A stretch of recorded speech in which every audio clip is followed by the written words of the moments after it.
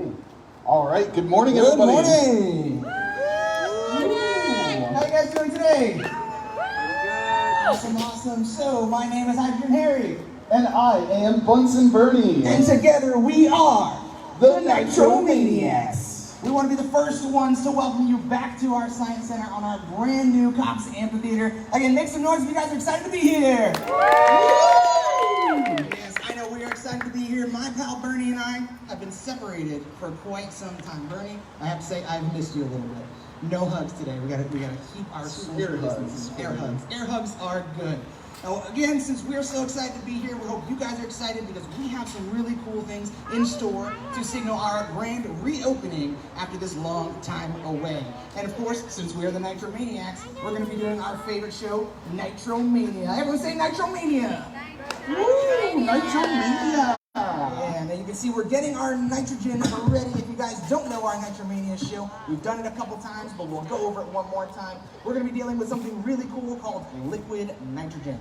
This liquid nitrogen is the liquid form of the nitrogen air that you guys have around you. Everyone take a deep breath in and breathe out. What you're actually breathing in is mostly nitrogen air. And that nitrogen is not necessarily dangerous since we're breathing it in all the time. But this stuff can get a little bit tricky to play with because it's not a gas anymore. We dropped it down to a liquid. And in order to get it to a liquid, we have to make it really, really cold. Everyone shiver like you're really cold.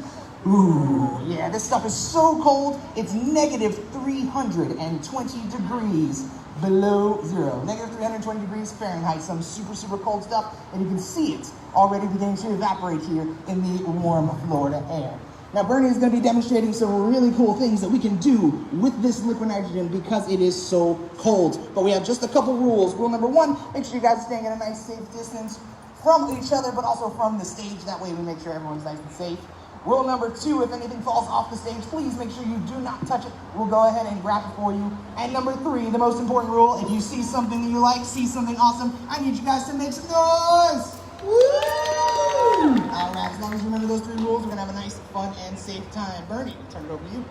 All right, so as my pal Hydrogen Harry over here mentioned, most of what we're breathing in the air is nitrogen. So in this balloon, I've just filled it with air from a balloon pump, and there is a lot of nitrogen in here. So we have different states of matter. So does anybody know a state of matter? Way back there. Florida, that's a good guess. So Florida is a state, but it's not a state of matter. So our states of matter are solids, liquids, and gases. So some examples of a solid. Everybody jump up and down. The floor that you're standing on is a solid. And if you look around you, you might see some puddles out there. That water is an example of a liquid. If everybody takes one more deep breath, that air that we're breathing is a gas. So we can change from a gas to a liquid or from a solid to a liquid. We can go from solid to liquid all the way up to gas and then backwards. So what we're gonna do, we're gonna take our gas inside of this balloon and we're gonna turn it into a liquid. And what happens with those gas molecules, everybody wave their hands all crazy like this. That's what gas molecules look like. So they're spread out so far apart that we can't even see them. Can you see the air around you? No, but you can feel it, right? If you just wave your hands in front of your face like this, you can feel that air there.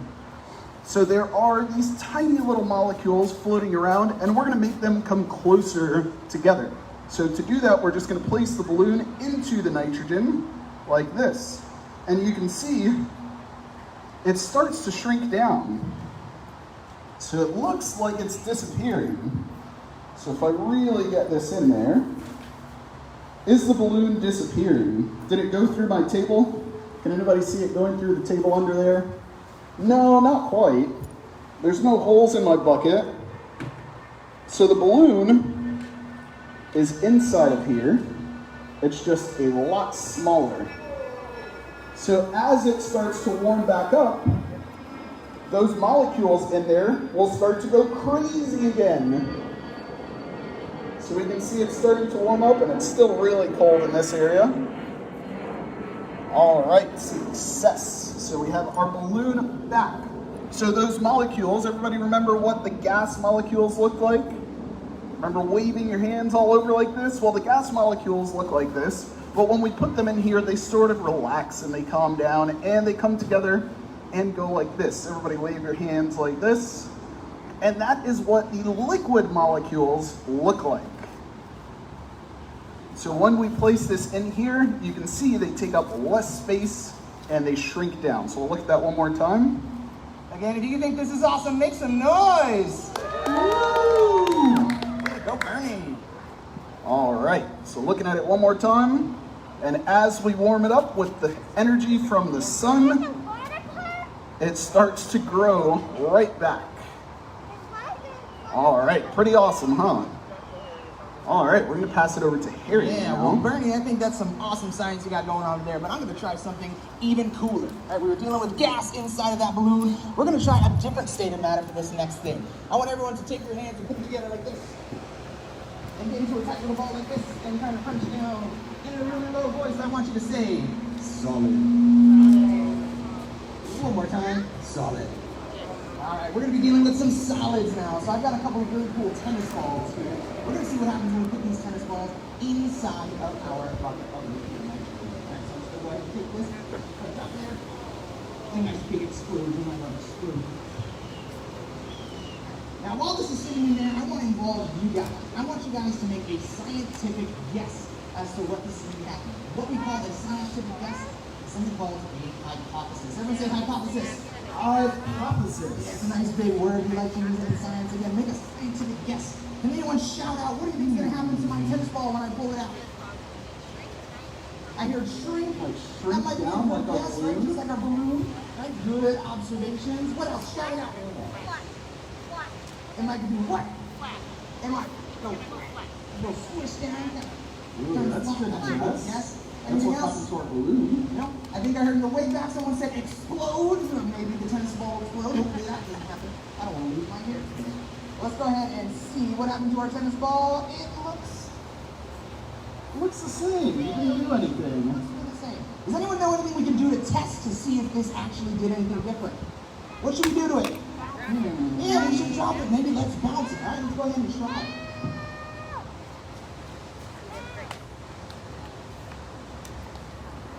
Those two tennis balls look different. Yes, right? You might have noticed that one of these tennis balls is really bouncy, and that's going to be the tennis ball that we did not put inside of the nitrogen. But this little one down here that we did have inside of the nitrogen, that one did not bounce. We'll show it to you one more time. Kind of sounds like a really hard rock or a marble hitting there. Does anyone know what's actually inside of this tennis ball? What's inside of a tennis ball? Rubber, very good, right? And if you know anything about rubber, rubber is going to be really, really bouncy. But when that rubber gets really, really cold, it loses that ability to bounce. It loses its elasticity. And you can't really see the rubber inside of these balls. But Bernie, I think you actually have one of those rubber balls over there, don't you? What if we tried a solid rubber ball like this one? I think that's a great idea. You guys think you should just put that rubber ball inside of nitrogen? Alright, so let's see what happens if we drop this first. So we can see it bounces a little bit higher than the table here. So it bounces above the table when I drop it, and just for good measure, we'll test it one more time. Alright, so that looks pretty good. And let's get it in there. So we'll leave it in there for a couple seconds, and we'll take another guess. We'll have another hypothesis. So that ball over there that Harry put in is a hollow ball. So what that means, it's like a balloon. It's filled with a gas inside. It's filled with a gas inside of it. So with the ball that I placed in there, it is a solid rubber ball. Do you think they're going to behave the same? Raise your hand if you think they're going to do the same thing. Raise your hand if you think they're going to do something new. What do you think? What else might it do? Maybe this time it will explode. What do you think? More bouncy. Might bounce higher. What do you think back there? He thinks it's going to get more bouncy. Okay, more bouncy. All right, so let's find out. So I think it's been in there long enough. We'll swirl it around a little more.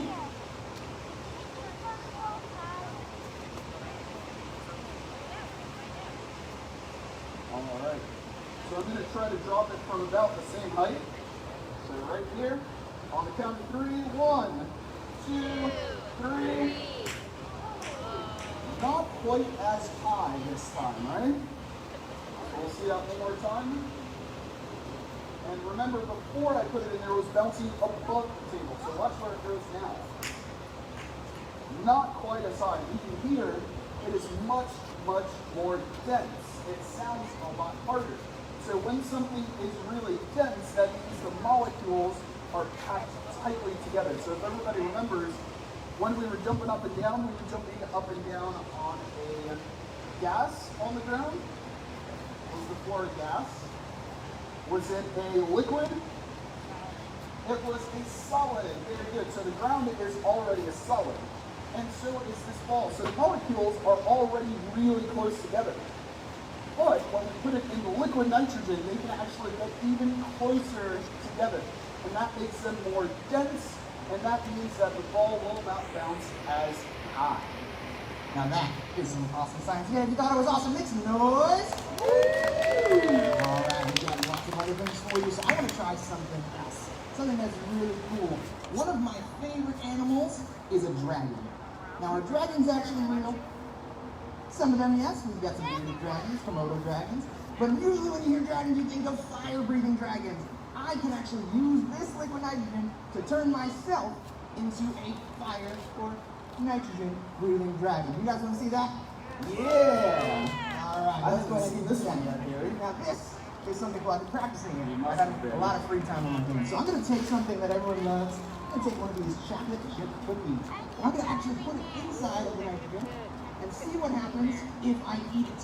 Now, this is something that we would never usually say to do, so please do not try this at home, but I am a trained professional. I've done this a few times. I've been certified in crazy science, so I'm going to go ahead and give it a shot. What do you think is going to happen when I take out this cookie and I eat it? What's going to happen? No idea. Bernie, do you have any ideas? I think you might freeze your tongue off. I might, but again, I'm a trained professional. I've done this at least 2 times. At least. All right, let's go ahead and see what happens.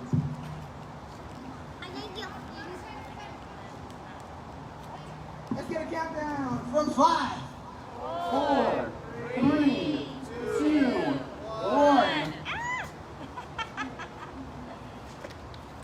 That is crazy.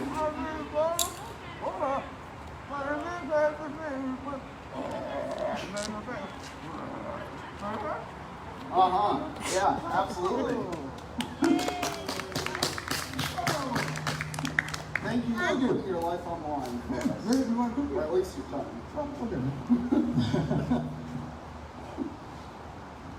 All right, so we have 2 more experiments here for you.